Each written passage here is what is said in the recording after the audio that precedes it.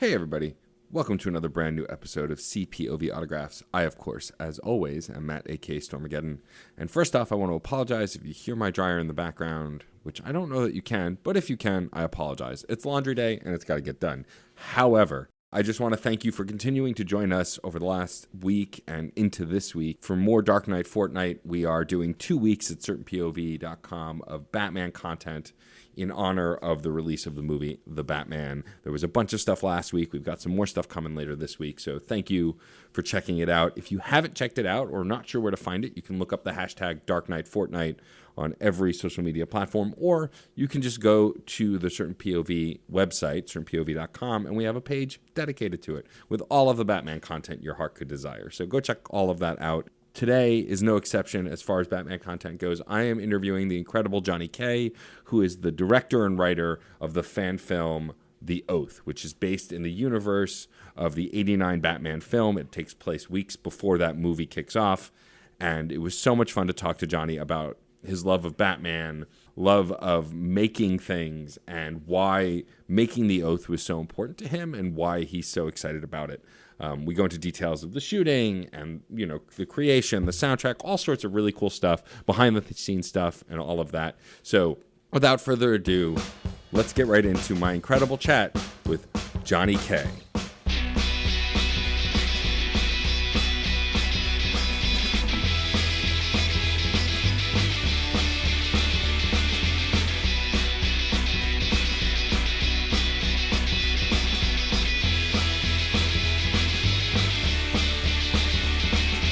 Yeah, I'm kind of all over the map when it comes to Batman.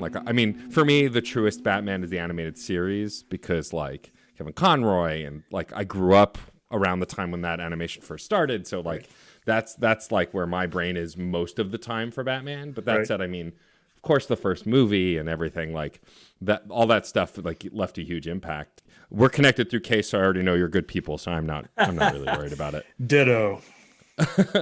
I'm really excited today to be kicking off my, at least in the recording process of Dark Knight Fortnite, is what we are calling our 2 weeks of Batman content across multiple podcasts within the Certain POV podcast network to talk about the Dark Knight in anticipation of the release of the new The Batman movie, which we are all very excited about. And today I am chatting with the incredible director, Johnny K, who I met through the incredible Case Aiken. Johnny, thank you for taking time to chat with me today.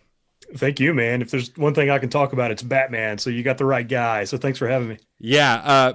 Listeners can't see this as this is a audio medium, and you cannot perceive it through the sound waves. But Johnny's wearing a Batman hat. He's got Batman posters signed behind him. We were talking hardcore Batman fan, and you love to see it. So I guess let's start by talking about The Oath, which is your Batman fan film that you are directing.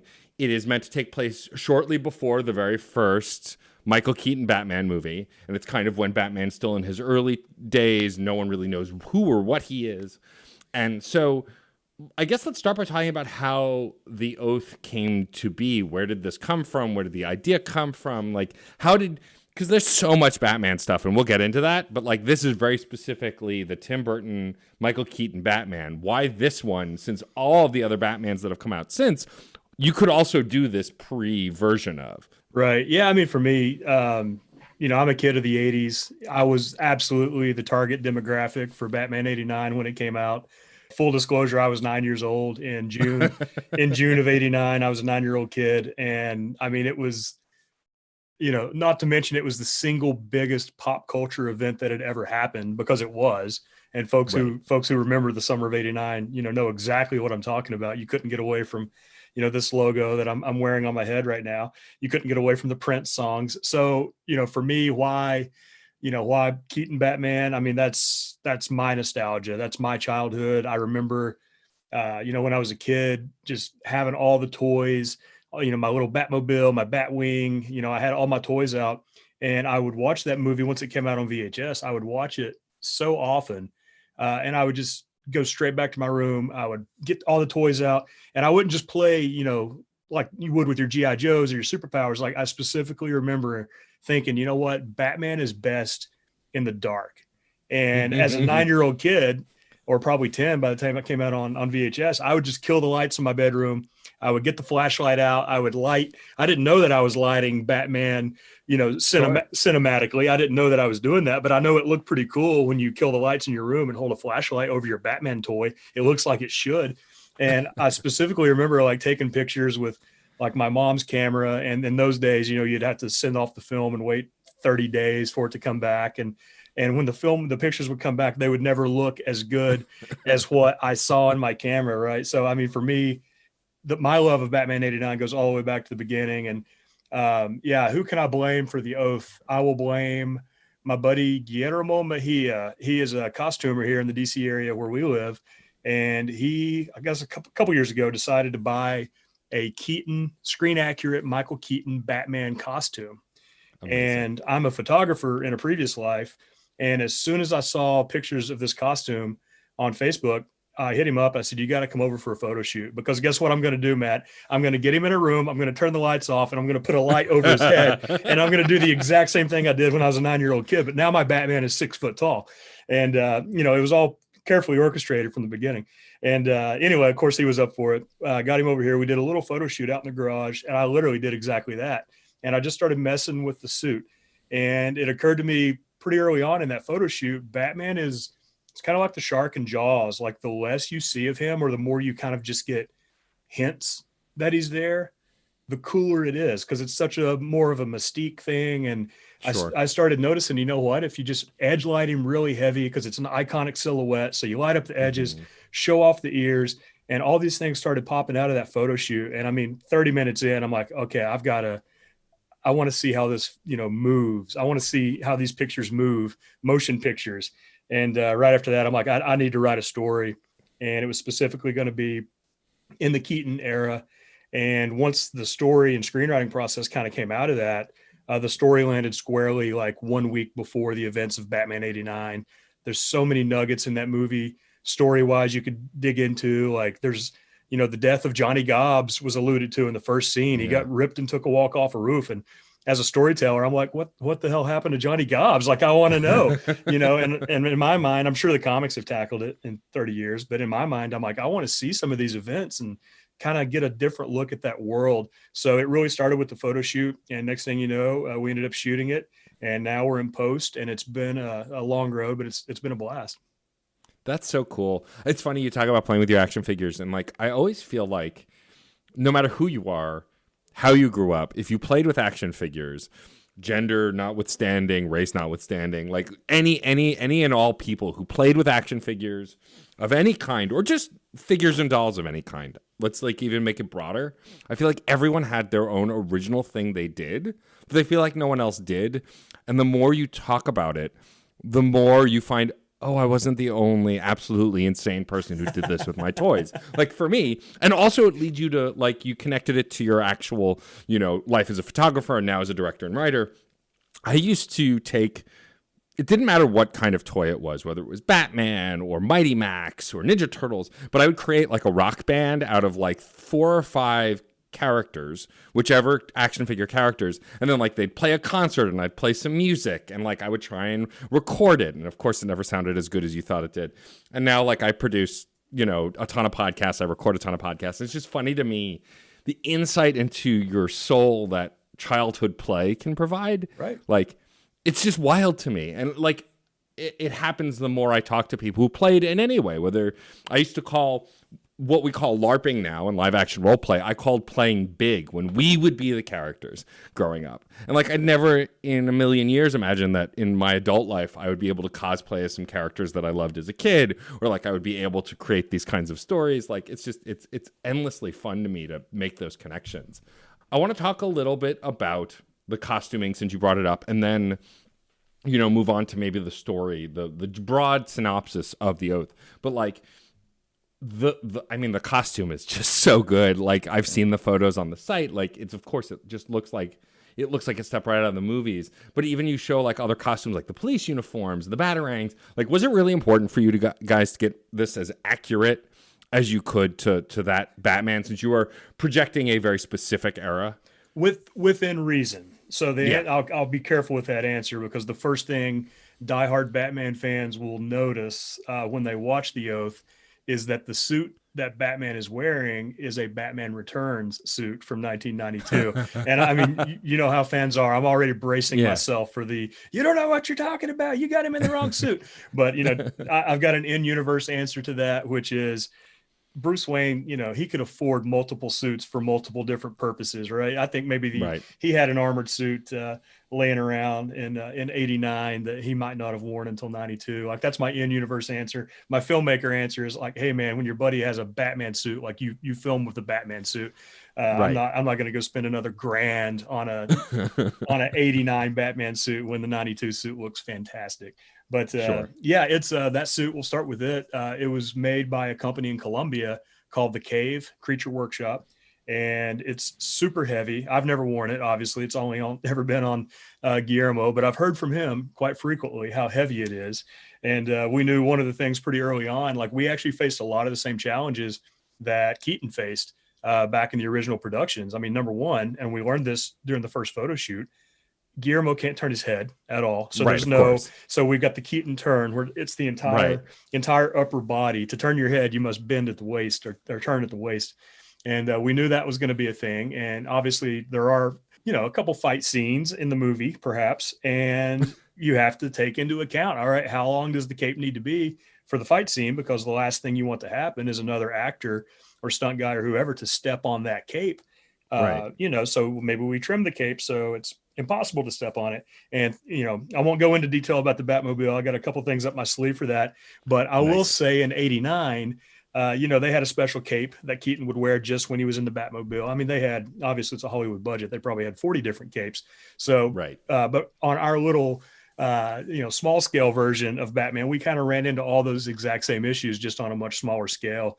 You mentioned the Gotham police costumes. That is absolutely something I underestimated when we went into this. I'm like, it's fine. We'll find some, some suitable leather jackets and stick some cop gear on there. And, I'll have some custom Gotham police patches, made up and stick them on. And I got to tell you, Matt, like at the end of the day, those Gotham police costumes, cost more than the bat suit. One-on-one, one cop costume costs more than the bat suit. And we needed two of them.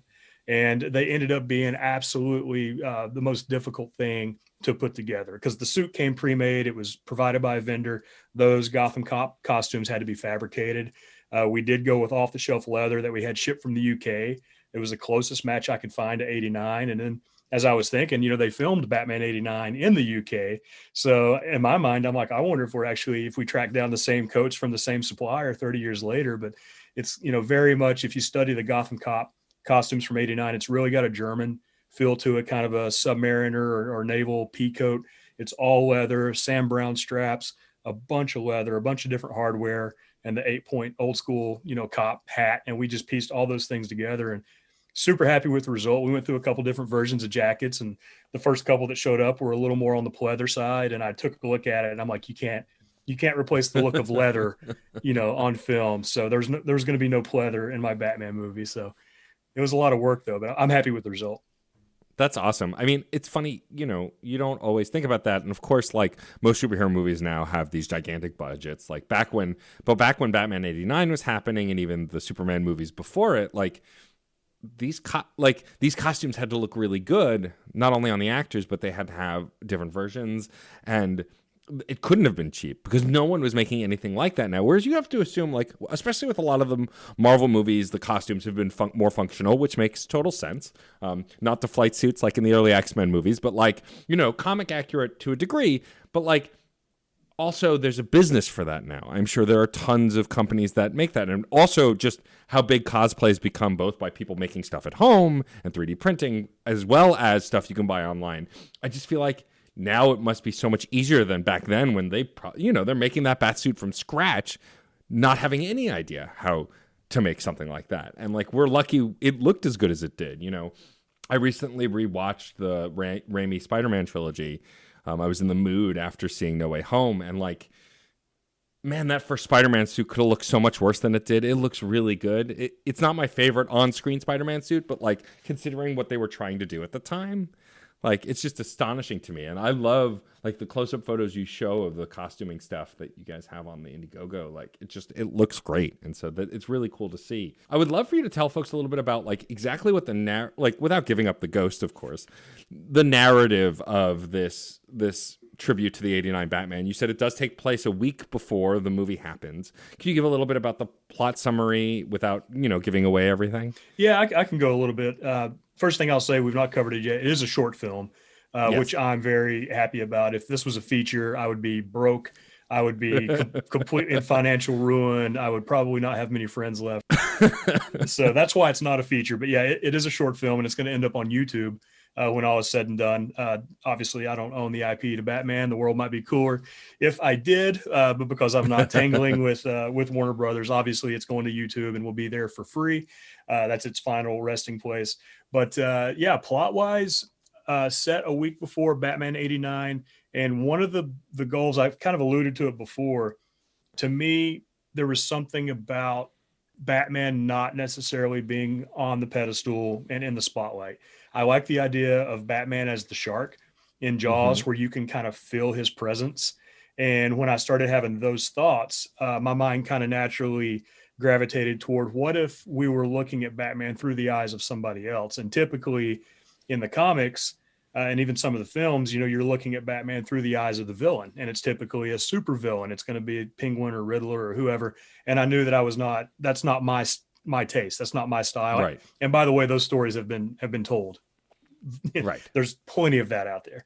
So, I had a few ideas. I settled pretty early on that I wanted the main character to be a Gotham cop, to be a Gotham police officer. There's a comic series you probably know from back in the day, written by Ed Brubaker, which was called Gotham Central.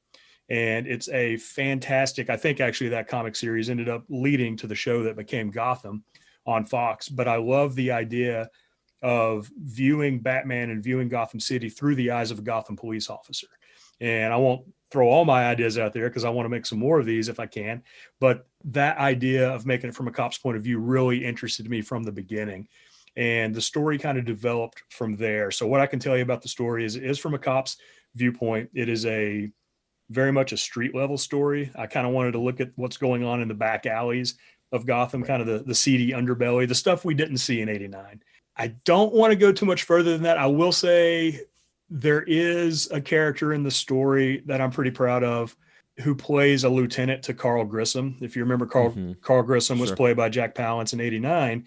And in our story, I kind of saw that maybe there's a power struggle at the top of Carl Grissom's empire. And maybe there's two lieutenants, one of whom is Jack Napier, who is obviously played by Jack Nicholson. And then the other is the new character that we created for our film.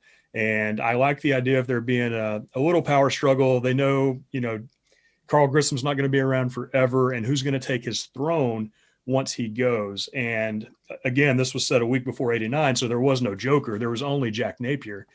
And something about that kind of interested me as well. So now I kind of had, my good guy, quote unquote, and then I kind of had my bad guy, quote unquote. And then you have Batman playing the role of the shark in Jaws. So I guess that's a long way of saying I would not expect too many scenes from Bruce Wayne or Batman's point of view, because that's not what this movie is. So that and that makes sense. And I think what's really interesting about Batman as a character, and we've seen it in different ways across the movies and TV shows and cartoons and everything else, and even the comics, is like Batman, even when Batman is well known in Gotham, he's still terrifying to a lot of people who don't know who he is. Like, obviously he's not terrifying to Jim Gordon, and even then to Jim Gordon on a level he is, because he knows him so well that he's terrifying. But like, fear is obviously a big part of Batman. It's a big part of, being, no matter how you show it, whether it's even in the later movies within this series that started with 89, where they show the fear point in the Val Kilmer movie of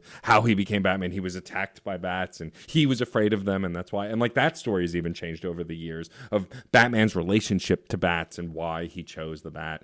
And I think that, besides the Green Lantern comics, the Batman comics have dealt with fear the most, and I think that doing it from that perspective, comparing Batman to the shark, makes a lot of sense. Even in the interactive media, like, I love the Batman games that have come out over the last decade. And what they do with those is it's still about fear. Like, and that even Batman, when he's afraid, he can't be afraid, and what that's like when he's wrestling with his own fear, whether it's the Scarecrow or the Joker and things like that. And so I think that poising your film from that perspective makes a ton of sense. Right. Yeah. And I mean, we had a lot of luck with that too, because it actually helped us out a lot with things like production. And we can talk about that later, but it all comes down to how you light him as well. You know, there's a couple, I found there's a right way to light Batman, and there's a wrong way, in my opinion, to light Batman. And, you know, I had a lot of fun with that because you can really, you know, tell your story with the lighting and how you choose to portray these characters. And I knew very early on we would never really see the spotlight on Batman just because it was not his story per se. He certainly has a role to play in this story, and a very important role, but I knew pretty early on that he was not going to be the main focus of this. And I wanted, you know, I wanted the audience to feel his presence more than, you know, seeing what Bruce Wayne is up to today, because that's, you know, that's been done. That's been done a lot. Sure. And I think like, and we're going to see this, I think, in the Batman, you know, the idea of like, who is Batman, who is Bruce Wayne when you don't know him and when you don't know about him, and like why people wonder about him. And like you, with the intense red lighting they've been using in the posters and in the ads, you know, or even the trailers, I think adds to that too, right? Like it makes the images bleed. It makes the movement bleed in a way that you're like, well, what is happening? Right. Why are they afraid of him? Or like even the strobing effect when he's going down that hallway while people are firing at him. Like, I think that lighting Batman differently than other heroes, like Superman, you want a bright light on. He exists in the sun. He is, you know, it's why I think Man of Steel fails in a lot of ways. You know, no matter how you feel about that movie, I think Henry Cavill does a great job, but I think they don't shine on Superman. He's meant to shine. He's a Boy Scout, you know, in a way that Batman is not a Boy Scout. And that I think they do get right a little bit in the Justice League stuff and Batman vs. Superman, even though I don't love those movies, is like, Batman's not a good guy. Bruce Wayne's not a good guy. And like, he's to be feared on a level. And like, I love how relatable he is in moments in the animated series, but I think it's important to understand that this guy is also probably out of his mind, right? Absolutely. He is like, he's struggling with trauma and things that we can't even imagine, and this is how he solves for it. I want to talk a little bit about the production. Obviously, you guys are on Indiegogo. You raised money for this fan project, you know, to get people involved in this love of Batman. Where did the idea to go to Indiegogo come from? Was it just that seemed like the only place to kind of get the production rolling and get the funds rolling? You know, how did that relationship and partnership work? Yeah, it actually, it was the other way around. Actually, I mean, I was going to make the movie regardless. That's just kind of the curse of the curse of the artist. Like, that's just, sure. Once you get it in your brain, like, you're going to do it. It's either going to leave you in financial ruin or, you know, destroy your life, but by God, it'll be done. So I think probably a lot of people can relate to that. So I knew I was going to make the film regardless. Once things like location, you know, once those things kind of got sorted out, where I realized, oh, this is not something, by the way, we're going to film in the backyard. Not that we ever were, but this is not something that we're going to film next door. There is going to be a locations cost to this. There's obviously, even if you're not, you know, paying folks, because it is a fan production, there's going to be travel costs when you're filming out of town. There's going to be hotels. It's multi-nights. By the way, you'd better feed these people too who are showing up on your set. So when, you know, I really just kind of broke down the budget once we knew locations, and I just broke down the budget. I thought, you know what, I'm going to take a little help on this one if I can get it. And to be completely honest with you, like, I was fully prepared. If the Indiegogo, I don't even want to say success or failure, because I knew that even if I raised $14, like, that $14 would help me out with Gotham cop costumes. It's going to help me out. You know, anything would help. Right. So it never really hinged on whether the Indiegogo was going to be successful or not, because I was going to make the thing anyway. It just became a matter of offsetting our costs. And I didn't know if we were going to get $1,000. I didn't know if we were going to get $3,000. And as it ended up, we got almost $8,000, which was awesome, because we pretty much there toward the end, I was actually being very careful, because the last thing I would ever do is profit 1 cent off of, you know, this IP. I'm not going down that path. So I was keeping an eye on my budget and our operation costs and how much money we were raising. And fortunately, we raised less money than what it cost us to make the movie, which is good. Warner Brothers will be happy to hear that. But yeah, with Indiegogo, you know, I certainly picked them. I think with Kickstarter, unless they've changed, Kickstarter, you don't get any money unless you meet your goal. And because I had no idea, you know, really where to put our goal, I just knew any help would help. I chose Indiegogo knowing that even if we didn't make whatever arbitrary goal I picked, because I did not just put our budget out there as the goal. I didn't do that.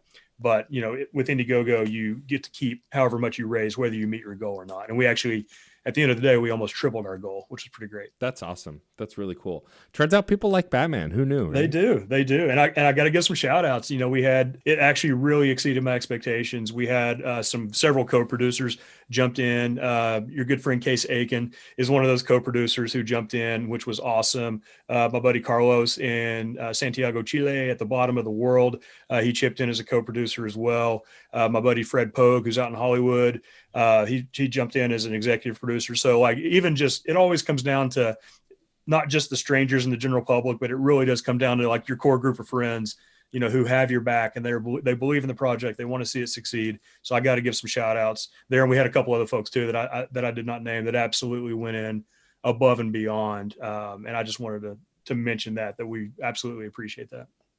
That's awesome. Now, talking about Batman more broadly, obviously, I assume you're excited about the upcoming film. You've seen some of the other media. Do you have a favorite Batman comic or Batman moment outside of the 89 film? Or is the 89 film really like where your Batman fandom truly lies? It's there, or it even goes back a little further. Not Adam West further, but it goes back to superpowers. You remember the superpowers, Super Friends, cartoon and action figure. That was a big deal when I was 5 or 6. So I worshiped everything that came out of there. I was reading a lot of those Batman stories. It was kind of the blue and gray Batman back then. And I just kind of remember being pulled into that world. That's really what got me. I couldn't name a specific story from that era. And then a few years later, once I kind of went back and looked into it, Year One, Long Halloween, the stuff that everybody's going to say, those were the ones that I thought, wow, there's just such deep lore here. And those kind of pull me back. In terms of me and the modern stuff, I'm a terrible Batman fan when it comes to that. The last blasphemy, you're going to lose listeners when I say this. The last Batman, the last movie I saw that had Batman in it was the third Christopher Nolan movie. Okay. So what was that? Which one was that?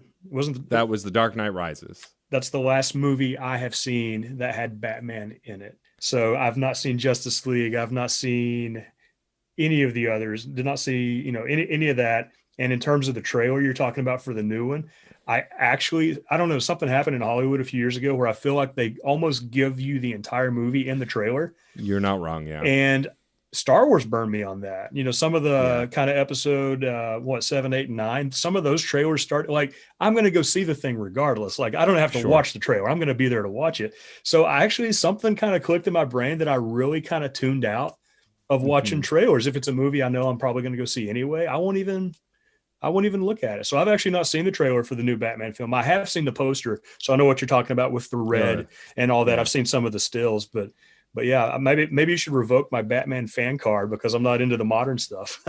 So we don't gatekeep here on Certain POV. The reality is you can be whatever kind of fan you want, and anybody can like Batman in any way they want to. And honestly, people like to badmouth the Zack Snyder stuff, and while it's imperfect, there are moments that I love. But I mean, also for me, the Christopher Nolan trilogy, it's hard to top the Christopher Nolan trilogy because while I don't agree that Batman always needs to be dark, I think the way Christopher Nolan did it was interesting. And of course, you talk about the 89 movie and how much you watched it. And I was 6 when that came out.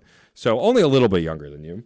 But I didn't really come into my Batman film fandom until after the animated series, which I said was king for me. Kevin Conroy is Batman for me. I read comics and I hear Kevin Conroy's voice. But The Dark Knight and Heath Ledger's performance as the Joker, who's one of my favorite Batman villains, just broke my brain. I didn't think that kind of movie was possible. And I remember back when bootlegging movies on DVD was a bigger thing than I feel like it is now because everything's digital. I got a bootleg, someone sitting in the theater with a camcorder version of The Dark Knight and watched it on loop for months until I could own my own copy. But I feel like there's also no right way to tell a Batman story. I've gone back and rewatched the Adam West stuff, and you know what?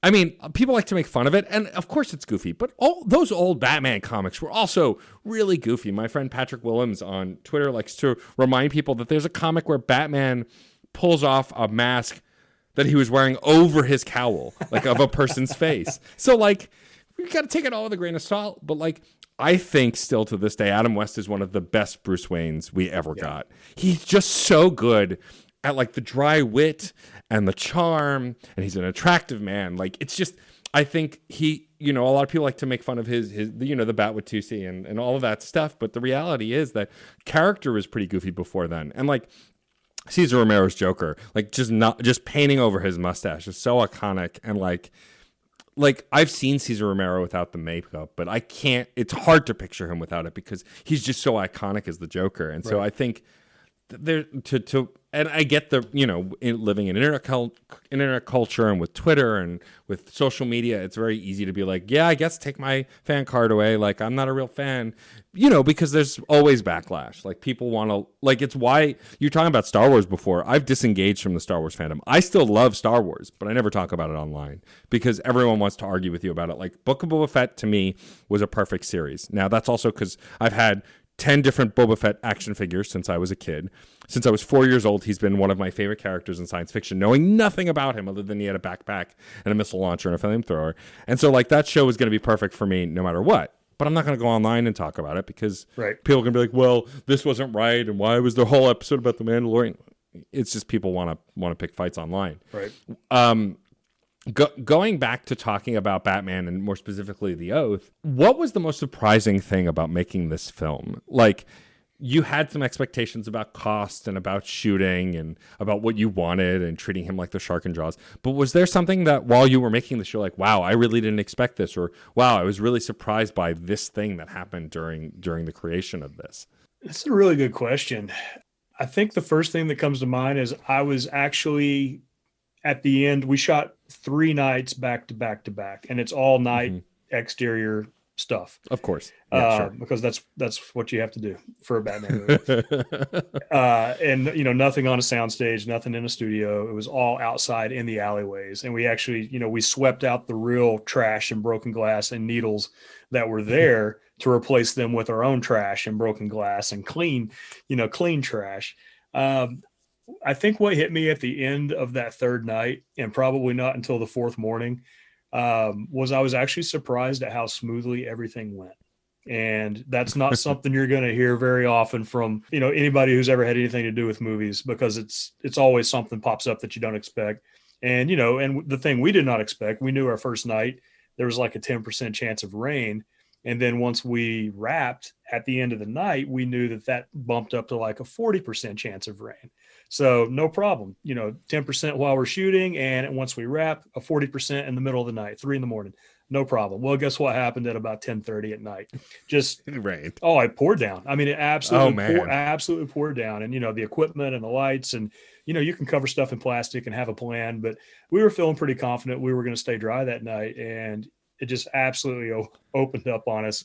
That was really the only thing that went a little awry. But yeah, once we finished those 3 nights of primary filming, like, I just kind of sat back and I thought, you know what? I don't know that actually could have gone any better than what it did. You always want more time, right? I mean, that's right. That's anything. Wow, I wish I had another hour to have messed with that shot or lined it up or tweaked it. But also, when you're out in the streets at 3 a.m. with a cast and crew who are getting soaking wet, you may not have an extra hour to, you know, mess around, because you have to kind of be aware of and conscious of their time and the folks who are volunteering to help you as well. So yeah, that's kind of the first thing that comes to mind. It was surprising to me how smoothly our big weekend of filming actually went, because it could have potentially gone sideways a couple times. Yeah. I mean, I always feel like it's better to expect something to go wrong than to be surprised when something goes wrong, because something will always go wrong. Which feels a little negative to say, but also feels like kind of core to creating art of any kind is like something will go wrong. Yes. But once it does, you're in the clear because it went wrong. You're done. Move on. Right. Talk a little bit about the music in this short film. So you guys have an incredible composer who's joining you, and I'd love to hear a little bit more about how that collaboration happened. Yeah, it's a guy named Francesco D'Andrea. We've never met face to face, but my understanding is he's Italian, and I believe he spent some time in the UK or is full time in Italy. I'm not sure. But yeah, actually, I came across his music. I listened to so many existing tracks that are out there. I use Artlist. If you've ever heard of that website, it's a great resource for filmmakers, because there's a lot of pre-existing music that's up there that you can just listen through. Even if you know you're going to have your project scored at the end of that, you can listen to all these pre-existing pieces in one place and really discover composers that way. And I found a lot of awesome composers for other projects on that same site. And I went through, just all the possible music you can imagine. Spoiler, we're trying to really stick to that Danny Elfman vibe without doing the Danny Elfman theme, which we can't touch, obviously. Sure. But when I heard a few tracks from Francesco, and I thought, this is it. Like, this is absolutely it. Funny enough, I think I'm actually going to commit a cardinal sin in the world of making short films. You're never supposed to put credits at the beginning of your short film because nobody cares. The movie is short enough. Like, just give them the movie. They don't care about your 90-second opening sequence. And when I first heard kind of what is our main theme, I thought, I think we're going to do opening credits on this short film, which is a cardinal sin, but it's art. It's subjective. Somebody can tell me I'm wrong, but we're going to do that primarily to show off that music. And, so that's really where we're going. He was our first and final stop for that. And I mentioned the film is in post right now, so I'm still cutting it right now. I know, I've got some rough tracks, some scratch track music in there from him, but the final arrangements aren't exactly set yet, but I can tell you it's the exact vibe that you need for a 1989 Batman fan film. Yeah. One of the things that made me really excited, we're recording this shortly after the Super Bowl had happened, and they showed a trailer for the new Doctor Strange movie. Like, I'm an old school Sam Raimi fan. Like, I grew up with Army of Darkness and Evil Dead, and like, I love Bruce Campbell, who's one of my favorite actors. And so when he came to the Spider-Man stuff, like, I was very excited. And I've even found some of the good in Spider-Man 3, which there isn't much, let's be honest. But like, to see Sam Raimi coming to the MCU, I'm excited. I love his horror direction. I love his science fiction and other stuff. And then seeing Danny Elfman also being on that movie, I'm like, oh, this is the event Marvel film for me. And like, I like Doctor Strange, and I quite enjoy Benedict Cumberbatch, but I never thought that would be like the Marvel movie I'd geek out most about. But I'm so excited for that. Like, I'm a sucker for Danny Elfman's themes. The Doc Ock theme from the second Spider-Man movie is still one of my favorite villain themes of all time, the way that thing is composed. And of course, the Batman stuff from 89 and even, Batman Returns. It's all iconic.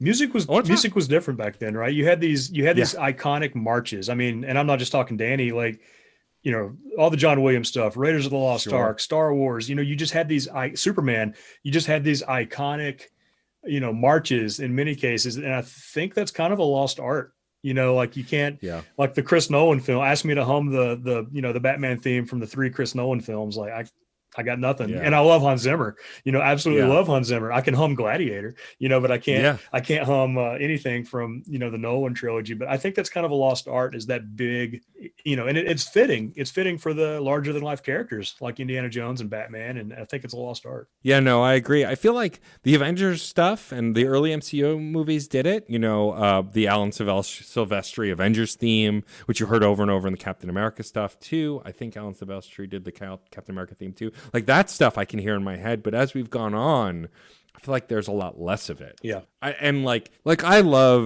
will always love the original Superman movie. I feel like some of it hasn't aged well, like anything else, but like the first time when I rewatched it not that long ago, the first time you hear that Superman theme, like, it's just like my heart like skips a beat. Like, there's something about that John Williams theme that just is unlike anything that's ever come after it. And I think that has less to do with no one else being good enough, because I don't agree with that at all. I think it's just a different time. And I think, especially when you're dealing with John Williams, who's done multiple iconic themes for multiple franchises, like, the man is just ingrained in film culture, especially nerdy film culture.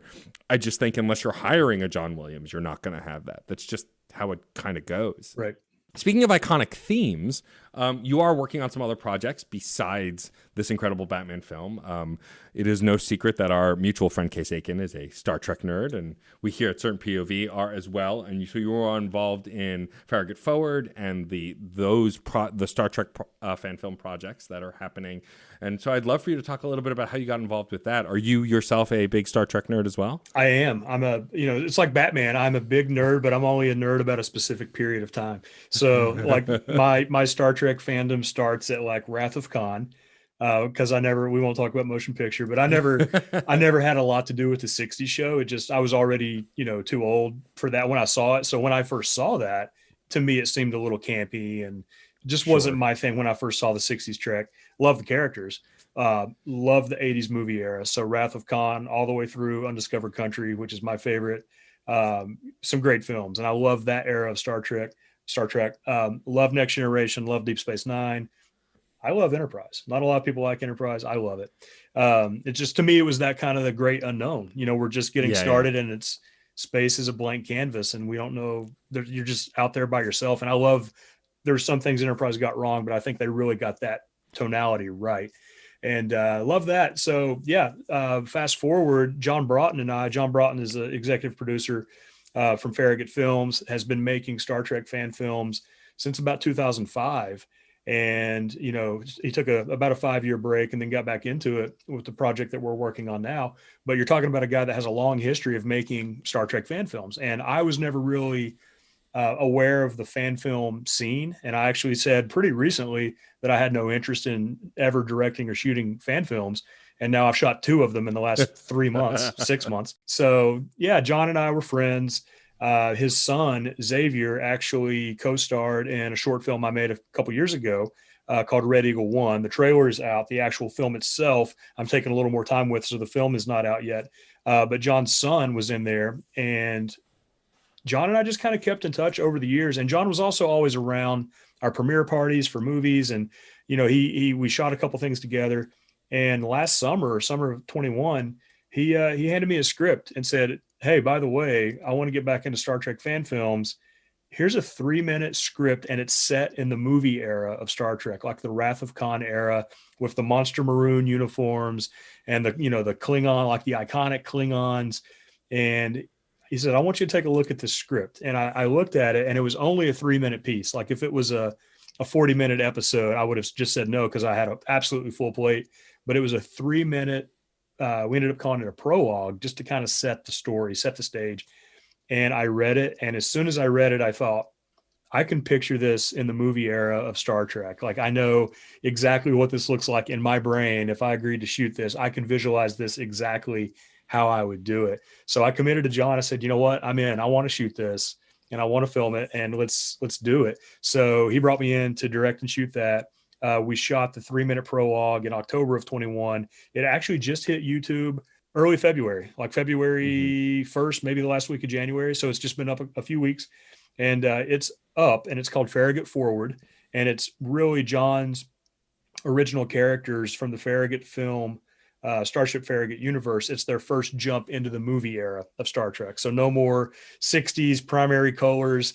Now we're in a different era. And that's really what appealed to me, to do that. And boy, did I not understand what I'd bitten off after that, because now it's like, okay, we've set the stage, we've put our characters in mortal danger, and now we need to get them out of it. So kind of the next thing is filming the full episode of Farragut Forward, which we're going to be shooting later this year, 2022. Lots of ambitious goals. The script is awesome, by the way. Like, forget the sets and the costumes and all the Star Trek-y stuff you think of. Like, the story itself is a great story. So I'm super excited about that. But yeah, it's a lot of work. We have production meetings. I mean, every week. We're in pre-production now. We're meeting, multiple times a week, and doing all the things to get everything lined up and checking locations. And we're also, I got to mention, we are crowdfunding for that as well. John has launched that on Indiegogo. So anybody listening, please help us. That's Indiegogo, Farragut Forward. And just to answer real quick, what that money is going to go toward, there are no really other fan films set in this era. So it means we can't go to a set somewhere where someone has built a bridge from Wrath of Khan. It doesn't exist. Not that era. The 60s stuff, there's 60 sets around, many of which John and his folks built, but we're building everything from scratch. So we're talking about a movie era starship bridge, potentially transporter room, hallways. We're building Klingon bridges. We're building Klingon rooms, and all of that is scalable. If we meet our full goal, we can pretty much build all of that. If we don't meet the goal, we're going to start trimming some of those things back and try to be a little more efficient, doing multi-purpose pieces and stuff like that. But yeah, that's Farragut Forward, and it is by far the biggest project that I've ever personally tackled. There's a lot of moving pieces to it, but it's also a lot of fun. That's awesome. Yeah, I'll include links to that in the description. Yeah, I love what I love about Star Trek specifically as a nerd fandom is that there is something for everyone in that franchise, right? Like just even the three shows you mentioned, Next Gen, Deep Space Nine, and Enterprise, are such vastly different shows. Oh yeah. That have threads, of course, but like are just so different. Like for me, my heart will always belong to Voyager because I think Captain Janeway is one of the best captains that have ever come. And like now there's Star Trek Prodigy, which is an animated show that features Janeway's return, which is really cool. And like we're kind of living in this return to greatness for Star Trek. Not that it was ever bad. And I actually happen to like the Chris Pine movies. I don't think they're perfect, but I enjoy them. But like between Discovery and now we're getting Strange New Worlds where they're going back to the Captain Pike era. Like I just think it's really interesting how they're engaging with this media because it's about discovery. Like they have a show called Discovery, and that's what Star Trek has always been about: learning, growing, finding things. Like, right. I love Star Wars as much as the next person, but the fighting and the dark side, light side stuff. I think the reason I like The Mandalorian and Book of Boba Fett so much is because it's not about Jedi, and I love Jedi, and I love Jedi stories. But what about everybody else? There's so many people besides Luke Skywalker in this world. The thing that crushed me about the sequel trilogy, which all in all I thought was okay, is that, spoilers, I guess, for Rise of Skywalker, but like Rey comes back to the Skywalker legacy, which I get it. And I love Mark Hamill and I loved him in the newer movies, but like there are other people in this world. Why do we keep coming back to this one family? Right. And so what I love about Star Trek is it's gone so much further past, like Spock was in Discovery and stuff, and we had Captain Pike, but also they have a whole new crew, whole new alien races. For me, the biggest thing is to get to see such an incredible actor, Duck Jones, who's been doing creature work for so long and is one of my favorite actors, to be a lead on that show. Yes. As Saru, and do it so well and get so much to do, especially in the second and third seasons. It's like this is a show that understands Star Trek and how Star Trek grows and changes, and we're only getting more of that. And so, like, to hear all I've heard about John and all I've heard about the Farragut Forward and the stuff that you guys are trying to do, like, it just sounds like you have the same kind of love that even modern Star Trek fans have, and that's really amazing to see. And to see in that short clip, and what I can't wait to see in this full episode that you said you wouldn't do and now you're doing, which I also think is the truest creator's burden. Is like, I can't do that. I don't have any time. Right. You read the script and it's like, oh, I love this. I love everything about it. I want to do it, but I don't have time. And then it's like, but I also don't want to see somebody else make their version of this. Like, I want to make my version of it. You only have one shot at it. And I'm like, no, I gotta jump on this. And real quick, I want to give a quick plug to we made the decision pretty early on. I'm excited about this because I'm an old school dinosaur. We made the decision early on with our Star Trek film to use practical models instead of CGI. And that's something we're not going to be able to get away with 100% of the time just because it's expensive and laborious process. But I'm super proud to be able to use like practical model kits that were built by someone, Michael Bednar, glued together, stick some lights in there and then put them on film, and in my mind, that's like an awesome homage. If we're trying to recreate 1980s Star Trek, what a cool way to do it. That's an homage to how they did it back then. It's an homage to the early days of Industrial Light and Magic. And I was pretty excited about that when I read the script. And I told John, I'm like, if we're going to shoot, a Klingon bird of prey, like I want to shoot a practical model. And again, I completely underestimated how much work that would actually be. But that's if you saw the prologue, which is out on YouTube, you'll see the Klingon bird of prey in that 3-minute clip, and that's a practical model instead of CGI, which I'm still pretty proud of. Yeah, I don't mind CGI, but what I love about the TV show, the Star Wars TV shows, like I mentioned earlier, and even Discovery, is like there are clearly CGI shots. There's tons of them, but when they can do physical shots, they do them, and you can tell. Like there are times when they're in the shuttle in Discovery, and like that's a model on a set that they're standing in. You can just tell. There are moments where I don't think about it that much, but when you get to see those creatures in physical space, like it's unlike anything else. Like the reason I love Baby Yoda is because 90% of the time it's a puppet, and I love those puppets. Right. It's just nothing will compare to the Return of the Jedi and like how Yoda looks in that Right. versus the prequels, which like I think get a lot of unfair hate as we've gotten older. Like they're not perfect movies, but like Yoda, who I love in the prequel movies still, just it doesn't have the same weight that model that puppet had on set, with Frank Oz in person. It's just, I think that I will always love that more because I'm the same person that as a grown adult nearing his 40s, if I'm in the room with a puppeteer and a puppet, the puppeteer vanishes. Right. Like my brain just filters them out. It's like Photoshop in my head because I get sucked so immediately into what's happening, Right. that physical moment and experience, Right. And it's pretty cool. And so like I love seeing that on screen. And something else I'll mention that we're doing with The Oath, if you remember Batman 89, the very first shot in that movie after the credits is this awesome scenic painting of Gotham City. And when I started thinking about all the great ways we could call back to Batman 89, I thought, I need a painting of Gotham City. And I'm lucky to have a good buddy of mine, Joe Gransky, who's a really talented oil painter. He's a portrait artist. And I hit up Joe pretty early on. I said, hey, man, if I needed one, how do you feel about painting? He's an enormous Batman fan too. So how do you feel about painting the skyline of Gotham in the style of the opening shot of Batman 89, which was painted by a guy named Brian Bishop. And that painting was huge back in the day. It was like 12 or gigantic. 12 or I mean, it was a mural. It was like 12 or 15 feet wide or something. And Joe jumped at it and said, yeah, I think we got to do that if I have a chance. And, it kind of brings us back to what I was talking about with using practical ship models in the Star Trek thing. In The Oath, we made the decision, I want to shoot an actual painting just like they did back in the day. Not, I don't want to CGI it up and get digital art. No, I want an actual painting, and I'm going to put some miniatures in front of it. We're going to put some lights in front of it, blow a little bit of smoke. And, we're going to have our own version of that painting. And I asked Joe, I said, I don't want you to, it's not a 1-for-1 ripoff of that original painting. I said, give me a view of the exact same skyline from like a half mile downriver. So it's like the same city, but it's from a different viewpoint.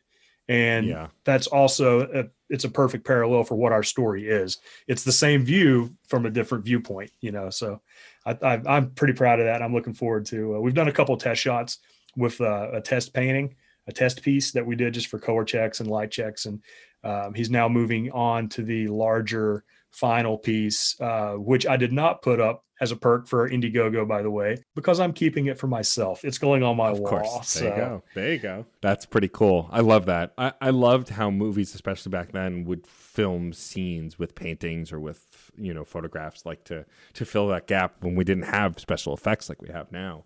So that's really cool. That's really cool to hear. Well, Johnny, thank you for taking this time to chat with me. This has been wonderful. Before we wrap up, I've been asking a lot of my guests this question because we cannot deny that we are living in a pandemic. Please get vaccinated and boosted. Wear a mask where you can. Keep it safe. Try and stay home. But that said, pandemic's been hard for all of us for a whole host of different reasons, especially folks working on films, people not being able to go to work for so long, and people now starting to be able to, and it's still not always being safe. I've been asking my guests, what is a good thing to have come out of this time period that is still ongoing? Like something that maybe couldn't have happened if you were out every day, if you were not stuck at home, if you were not trying to be safe in this time. Like, is there something that stands out to you, something that has happened during this time that was like a silver lining to this experience? Yeah, it came to mind immediately. Something I'm seeing more of that I'm really happy to say is because it has been a tough time, for everybody. The last couple of years, I am seeing more people checking on their friends just in case, just because, and it is a shame that it took a global pandemic and, none of us have survived this thing without knowing someone who is very much affected by it in a bad way, potentially, including death. But what I have noticed a lot more is the number of people who will call me, or in the same respect, the number of folks who I just thought, I've really not talked to this person in a while. I just want to call just to see how they're doing. And I would like to tell you that I did that as much before the pandemic, but I didn't. Life, you know how it goes. It happens to all of us. Life gets in the way and you think about it like, oh, I really need to call that person. I've not talked to them in 6 months, 8 months, or 2 years, or whatever it is. And you don't, you say you have good intentions, but you don't. And I think the silver lining I've seen in the pandemic is the phone is ringing. Like, people are calling somebody and they don't have anything to say. They're just like, hey, I just want to check on you. How are things? And that's something that immediately sprang to my mind. I've seen a lot more of that, and I don't know that we would have gotten that unless we had kind of the pandemic and everything that's happened in the last 2 years to remind folks that, these are tough times for people. And the more you can kind of call and check on your friends, it's a good idea to do so. I love that. That's lovely. Yeah, I unfortunately lost a friend recently. And it wasn't because of COVID, but of course it complicates things when you lose someone you care about during COVID. Funerals are hard. Being in public is hard, being around other people. And I completely agree. I definitely think of my friends, especially the ones who have moved away, like the ones you've known since you're super young, who got married, have kids, moved to a different state, different country, whatever. You go, oh yeah, I should call them. And then, 6 weeks later, you think about it again. And 6 weeks later, you think about it again. And I'm the same way. I'm very bad. And my friends have finally accepted, we get it. And we'll call you. We'll text you. Let's just make this happen. And right. I'm so thankful for those friends, because I've definitely seen that too during the pandemic. Friends of mine who I just don't see anymore, speak to anymore, calling and be like, are you okay? What's going on? How's things going? And so, yeah, that's lovely. I'm so glad that you brought that up. Well, Johnny, this was a delightful conversation. I'll have to bring you back when you are further along with Star Trek stuff and talk more Star Trek. But tell folks where they can find you online, and more importantly, where they can find all stuff related to the Oath and Farragut Forward online, and go check out all the cool stuff you're making. Sure. Thank you. Yeah. We'll start with the film studio first. Please subscribe, follow, retweet, share, Insta tweet, whatever you're going to do. It is Chaotica Studios, and it's Kaotica. And we are at chaoticastudios.com. We are at Chaotica Studios across all social media, YouTube, Facebook, Twitter, Instagram. Anything that we are doing from our older films, which was The Killer Grassy Ridge, Red Eagle 1, The Oath, Farragut Forward, all of our projects, you'll find updates there. Me personally, the best place to reach me is on Twitter. And I am at that Johnny K Guy on Twitter. I am also at that Johnny K Guy on Instagram. However, I don't use it, but I've reserved it for myself. But I'm not a bot. But yeah, that's the best place to reach me. Amazing. Well, I'm definitely going to follow you in all those places as soon as we get off this call. But definitely go check that out. I'm also going to put a link to both Indiegogo campaigns, just so you can check out that stuff. If you've got some extra cash to throw at it, that'd be great as well. It's been a pleasure to have you here. The last thing I'll ask you to do is, we have a saying on this show. It's born out of my now on indefinite hiatus music program, because I just, things have to come to an end, but I don't have to accept it, called Crash Chords, where it's this. The saying is, music is life and life is good. It's this idea that as long as you're making stuff, which I'm sure you can relate to, even when life is at its lowest and its hardest, it's not that bad, because you're creating, you're making. So if you could say music is life and life is good, we'll wrap up the show. Music is life and life is good. That's it for this episode of CPOV Autographs. Our theme music is by Michael Kill. Our logo was designed by Case Aiken and Joey Amons. If you liked the show, please rate and review wherever you get your podcasts.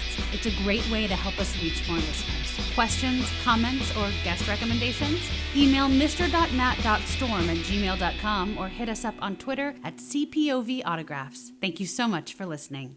This March, get ready for 2 weeks of The Bat. 2 weeks of vengeance.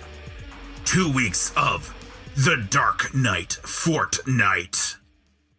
Hey, all you amazing sentient beings. This is Case Aiken from Certain POV, and outside of podcasting, I work with a group that does Star Trek fan films called Starship Farragut.